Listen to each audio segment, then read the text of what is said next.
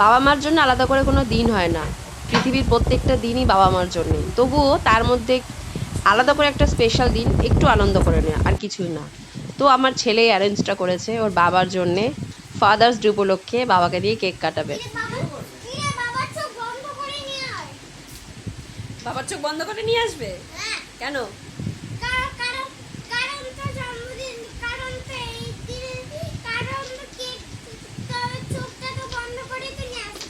Surprise.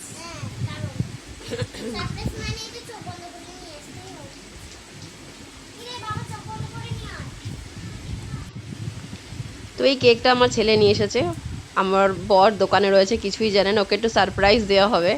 তো ওকে দোকান থেকে ডেকে আনতে গেছে, তো এলে পরে কেকটা কাটবো।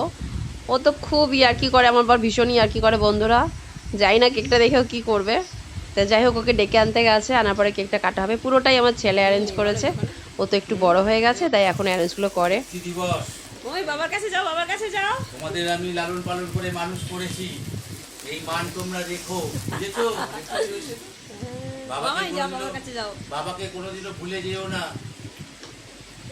আমরা একটু ভয় পাচ্ছি। হ্যাঁ, মামাই যাও, বাবার কাছে যাও। এই এক টুকরো কেকের দিন শোধ হবে না কোনোদিন। হ্যাঁ, এটা মাথায় রেখো। মামাই বাবাকে কেকটা খাই দাও, মামাই বাবাকে কেকটা খাই দাও।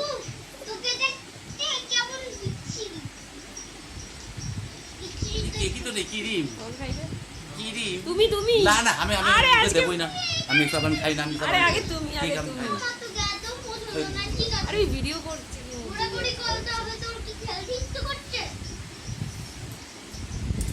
এই, এইটা খাই না, আমার একটু ভালো লাগে।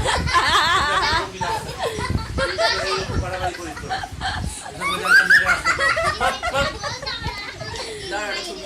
মামাই বাবাকে কেক খাই দাও, মামাই বাবাকে কেক খাই দাও বানি।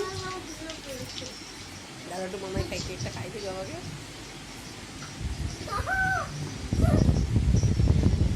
Thank you, baby. Hmm hmm